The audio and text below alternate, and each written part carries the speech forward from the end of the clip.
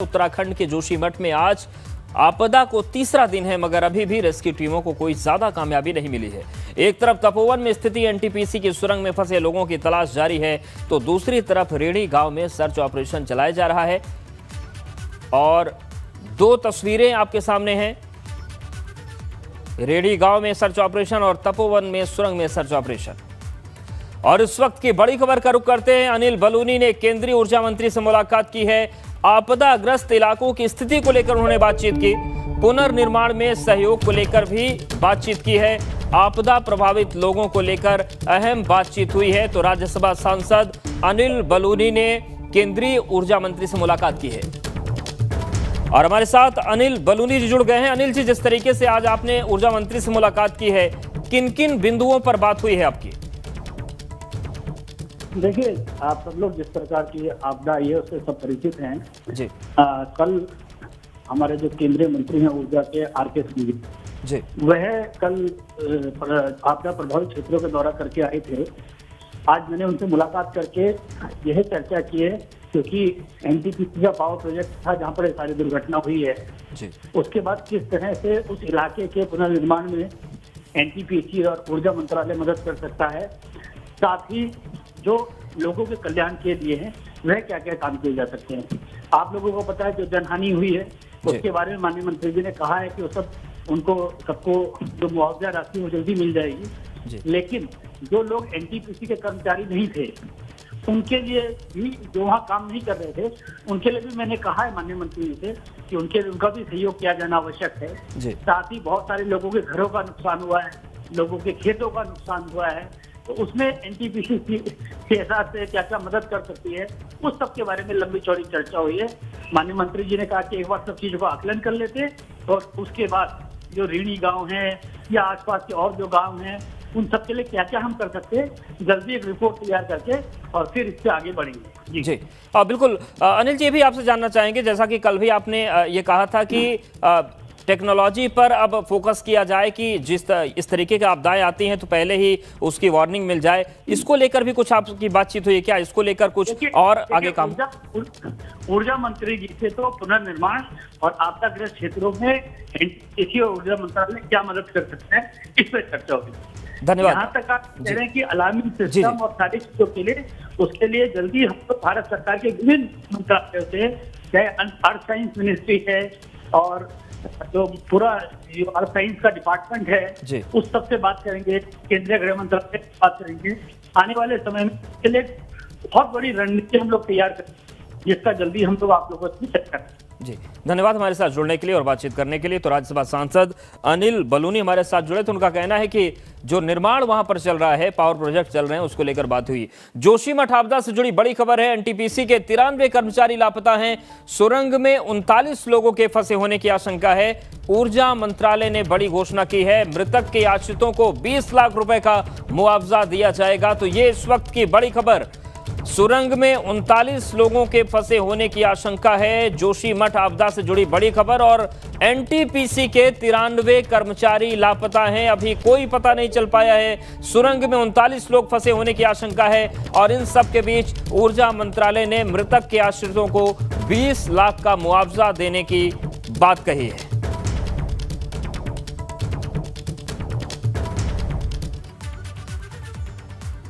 और सबसे बड़ी चुनौती सुरंग में फंसे लोगों की जान बचाना है। सुरंग में मलबा इस कदर भरा हुआ है कि उन तक पहुंच पाना आसान नहीं है, इसीलिए अब रेस्क्यू टीमों ने अपनी रणनीति बदल दी है।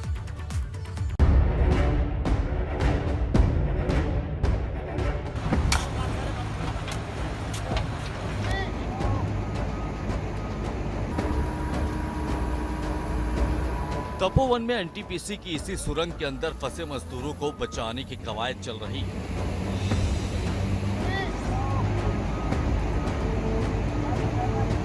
रेस्क्यू ऑपरेशन में डटे जवानों की कोशिश है कि टनल के अंदर फंसे लोगों को किसी तरह भी सकुशल बचा लिया जाए। आप देख रहे होंगे रैणी गांव से और यहाँ तक किस तरह से रेस्क्यू चल रहा है, किस तरह से ऑपरेशन चल रहा है, राहत कार्य चल रहे हैं, बचाव कार्य चल रहे हैं। लेकिन प्राकृतिक आपदा के ऊपर किसी का वश नहीं होता। वो जितने जख्म छोड़कर जाती है मानव के हाथ में नहीं होते कि उसकी कितनी मरहम पट्टी करके कितनी जल्दी ठीक किया जा सके। ये जो सुरंग आप देख रहे हैं, इस टनल के भीतर ही बहुत सारे लोग ऐसे हैं जो लापता हैं, जो मिसिंग की श्रेणी में हैं और अभी उनका कुछ अता पता नहीं चल रहा है। ये मशीनें लगी हैं, बड़ी बड़ी मशीनें यहाँ लगी हैं, अंदर से कीचड़ निकाल कर, मलबा निकाल कर इधर नदी में फेंक रही हैं। मगर टनल के अंदर मलबा इस कदर भरा हुआ है कि उसे साफ करना अगले कई दिनों में भी मुमकिन नहीं है। इसीलिए अब टनल में ड्रिल कर अंदर पहुंचने की कोशिश की जा रही है।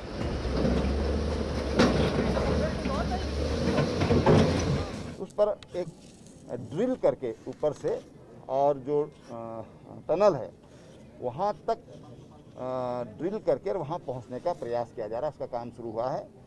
अब उसमें कितनी सफलता मिलेगी, क्योंकि चट्टान है, उसमें प्रयास किए जा रहे हैं कि हम वहाँ ड्रिल करके और सॉफ्ट के माध्यम से उसमें प्रवेश करें और फिर रोप से वहाँ जो लोग फंसे हैं उनको निकालें। इस टनल की लंबाई 3 किलोमीटर बताई जा रही है। आपदा के दिन इसके अंदर 30 से 35 मजदूरों और कर्मचारियों के होने की जानकारी है। जिस समय आपदा आई थी तब कुछ लोगों ने आगाह भी किया था, मगर पानी का बहाव इतनी तेज था कि पल भर में सब कुछ तबाह हो गया।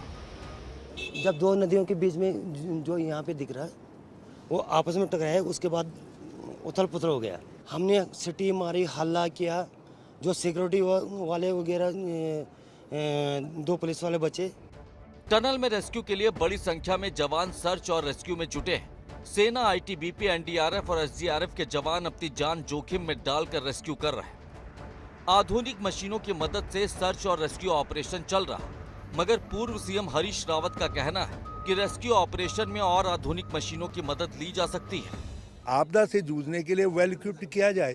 अभी इतनी बड़ी टनल में हमारे लोग फंसे हुए हैं, लेकिन टनल से किस तरीके से मलबा निकाला जा सकता है, जो आधुनिकतम कुछ उपकरण हो सकते हैं, लोग कह रहे हैं वो उपकरण की आवश्यकता थी। ABP गंगा उसी टनल के बाहर मौजूद है जहां पर रेस्क्यू ऑपरेशन चल रहा है। जिस तरह के हालात हैं उसे देखकर लग रहा है कि इसमें काफी समय लग सकता है। बीतते वक्त के साथ अब टनल में फंसे लोगों की जिंदगी बचने को लेकर आशंका बढ़ रही। टनल के अंदर न खाने का सामान है, न पीने का पानी और ऑक्सीजन की भी कमी है। ABP गंगा के लिए जोशीमठ से अजित सिंह राठी की रिपोर्ट।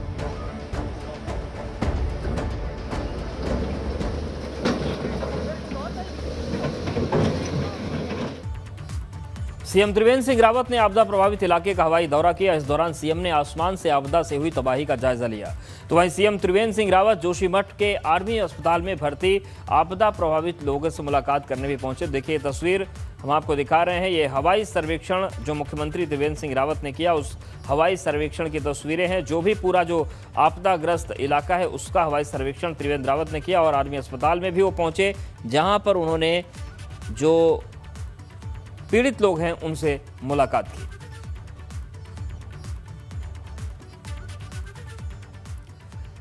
जोशीमठ में आई आपदा को लेकर गृह मंत्री अमित शाह ने लोकसभा में विस्तार से जानकारी दी। इस दौरान गृह मंत्री ने सदन में बताया कि किस तरह से राहत और बचाव का काम चल रहा है। यह बताया है कि बाढ़ से निकले क्षेत्र में अब कोई खतरा नहीं रह गया है और साथ ही साथ जल स्तर में भी कमी आ रही है।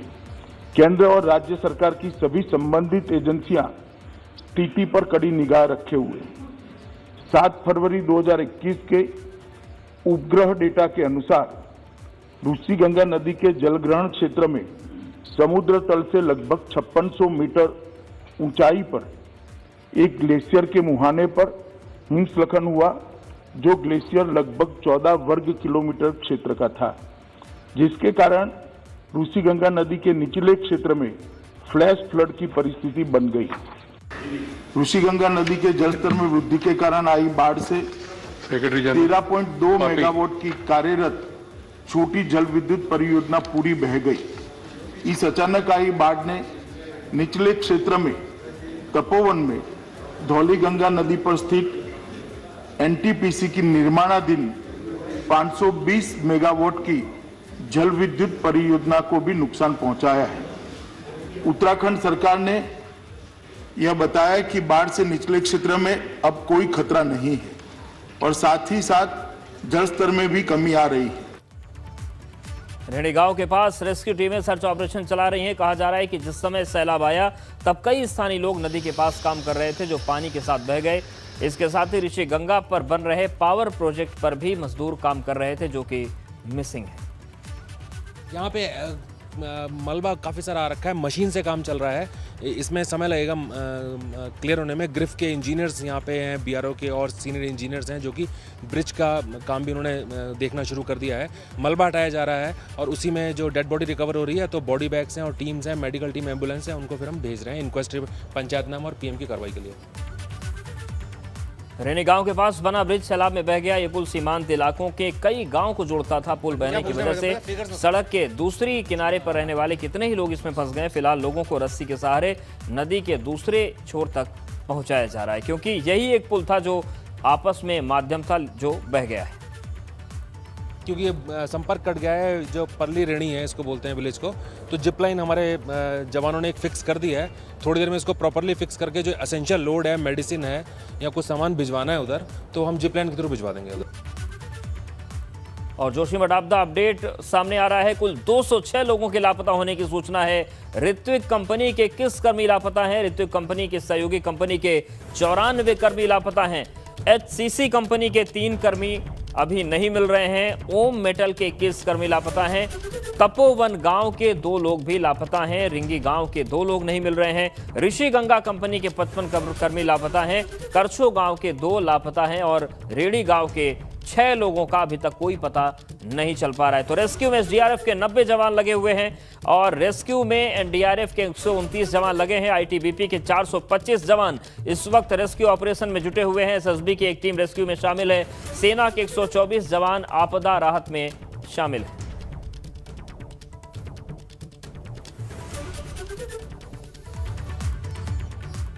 रेड़ी गांव के पास बना पावर प्रोजेक्ट तबाह हो गया। इस प्रोजेक्ट पर कई मजदूर काम कर रहे थे, साथ ही यहां पर कुछ पुलिसकर्मी भी ड्यूटी पर थे। इन लोगों की तलाश के लिए सर्च और रेस्क्यू ऑपरेशन जारी है, मगर मलबा इतना ज्यादा है कि उसमें किसी को खोजना आसान नहीं है।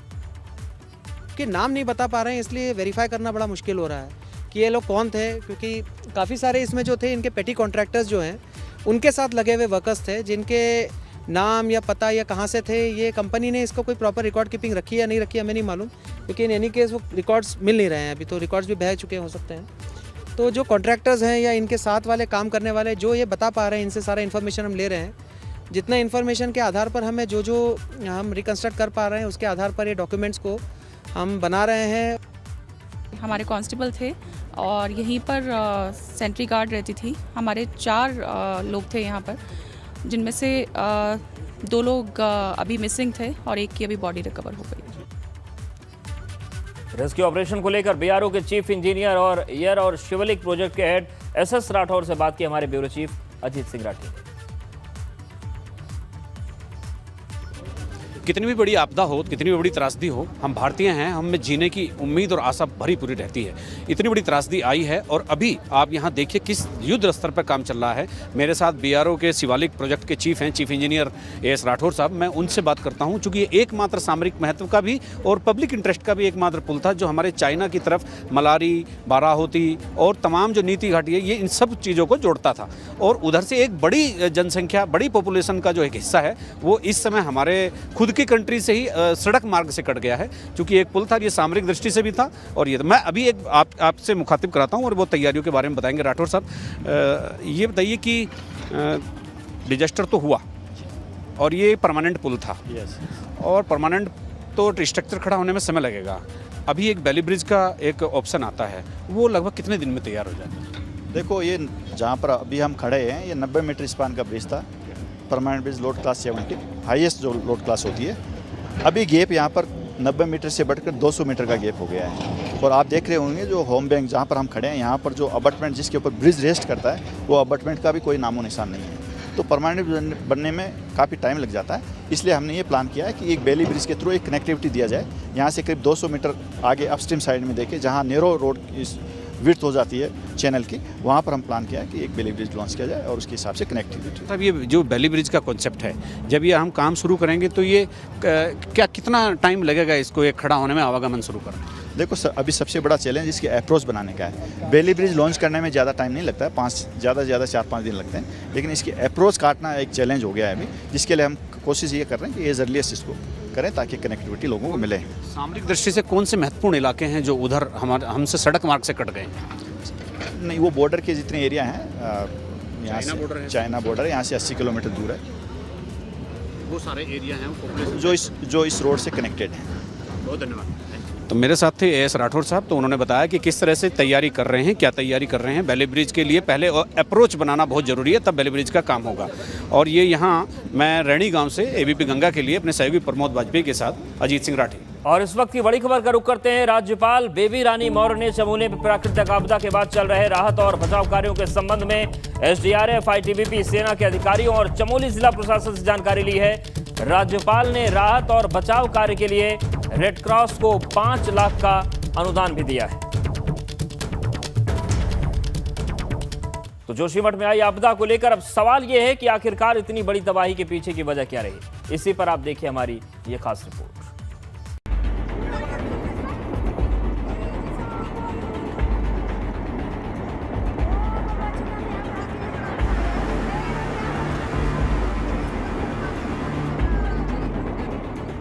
हिमालय क्षेत्र में हुई इस उथल पुथल के पीछे वजह क्या रही? क्या ये इंसानी गलतियों का नतीजा है या कुदरत का कहर? ऐसे ही कई सवाल इन दिनों वैज्ञानिकों के जहन में उठ रहे हैं। इस बीच इसरो ने इस इलाके के ग्लेशियर्स की कुछ इमेज जारी की है, जिसके बाद कहा जा रहा है कि इस इलाके में एवलांच नहीं आया था, बल्कि बर्फ की बड़ी चट्टान नीचे की तरफ गिरी होगी, जिससे इतनी बड़ी आपदा आई है। हमने 2 सैटेलाइट इमेज देखा, 6 तारीख का और 7 तारीख का, जो कि बहुत सारे ट्विटर अकाउंट में भी आया है। इसरो ने भी उसको कंफर्म किया IRS देहरादून में। तो हमने देखा कि रेनी गांव के राइट मतलब ईस्ट की तरफ अगर हम मूव करें तो करीब 14 किलोमीटर आगे चल के एक जो है वहाँ एवलांस का स्पॉट है जहाँ से बर्फ गिरा था, और उस एवलांस के कारण ये पूरा पानी रिलीज हुआ। मगर सवाल ये है कि अगर बर्फ का कोई बहुत बड़ा टुकड़ा टूट कर गिरा भी होगा तो फिर इतना पानी कहाँ से आया? ग्लेशियर्स में तो अक्सर बर्फ होती है। इस पर वैज्ञानिकों का मानना है कि हो सकता है यहाँ पर बर्फ की चट्टान गिरी हो और वहाँ ढेर सारा पानी इकट्ठा हो। जब इस पानी के अंदर बर्फ की चट्टान गिरी हो तो ये ओवरफ्लो होने पर नीचे की तरफ बढ़ गया। अब दूसरा क्वेश्चन ये आता है कि वो एवलांस के कारण पानी कैसे रिलीज हुआ। तो उसमें 2 थ्योरीज सामने जो है समझ में आ रहा है हमें, अब तक उसका अभी कंफर्मेशन नहीं है। पहला थ्योरी ये है कि वहाँ जो एवलांस हुआ, जहाँ पे आके वो गिरा, तो वो पूरा ग्लेशिएटेड एरिया है, तो वहाँ सिर्फ बर्फ ही नहीं है, वहाँ कुछ पानी के पैचेस भी रह सकते हैं। तो शायद वो उसके ऊपर जब गिर गया तो पानी स्क्वीज होकर बाहर निकल गया। सवाल ये भी उठ रहा है कि आखिरकार ग्लेशियर्स के टूटने के पीछे वजह क्या रही? क्या कुदरत के साथ इंसानों की छेड़खानी ही इस विनाश का कारण बनी है या फिर वजह कुछ और है? पूर्व सीएम हरीश रावत का कहना है कि अब समय आ गया है कि हमें हिमालय क्षेत्र में निर्माण करने से पहले नीति बनानी चाहिए। जलवायु परिवर्तन एक भयावह हकीकत के तौर पर उत्तराखंड में है, और ऐसा नहीं कि आज आ जाएगी। लंबे समय से इसका सामना करने के लिए डॉक्टर मनमोहन सिंह जी के समय में हिमालयन मिशन लॉन्च हुआ था, जो बाद में छोड़ दिया गया। एक तो उसको फिर से रिवाइव किया जाए, क्योंकि अब भी ऐसा नहीं है कि एक रेणी का ग्लेशियर और ग्लेशियर्स भी इस तरीके के खतरे में हैं। रेणी गांव के ऋषिगंगा पर बना पावर प्रोजेक्ट पूरी तरह से तबाह हो चुका है। इस प्रोजेक्ट पर काम करने वाले 55 मजदूर लापता हैं। ऐसे में इस तबाही के बाद अब पावर प्रोजेक्ट को लेकर भी सवाल उठने लगे हैं। एक स्थानीय शख्स ने पावर प्रोजेक्ट से इलाके में खतरे की आशंका पहले ही जता दी थी, मगर उसकी बातों को अनसुना कर दिया गया। जो पिछले साल एक रिट दाखिल की थी, वो क्या था उसका? उसमें मेरे था कि गाँव बचाओ, क्योंकि गाँव बिल्कुल धंस रहा था कंपनी के चक्कर में। मैंने उसी चक्कर में किया था, लेकिन मैंने बहुत प्रयास किया, लेकिन उसके बाद ना शासन प्रशासन ने किसी ने उनका भी मुझे पत्र आया। कई बार शासन प्रशासन को चिट्ठी आई, जिलाधिकारी आए, उन्होंने मुझे कुछ नहीं पूछा। किसी गांव वाले को पूछा होगा, मुझे कुछ नहीं पूछा इस संबंध में। आपके पत्र का निस्तारण नहीं हुआ? ना। जहां पर एवलांच का ट्रिगर पॉइंट माना जा रहा है, वो इलाका भी काफी संवेदनशील है। ये पूरा क्षेत्र बर्फ से ढका रहता है। पर्यावरणविद लंबे वक्त से इस क्षेत्र को गंभीरता से लेने की मांग कर रहे हैं, मगर इसे लेकर ज्यादा गंभीरता दिखाई नहीं। एबीपी गंगा के लिए अजीत सिंह राठी के साथ विनीत त्यागी की रिपोर्ट।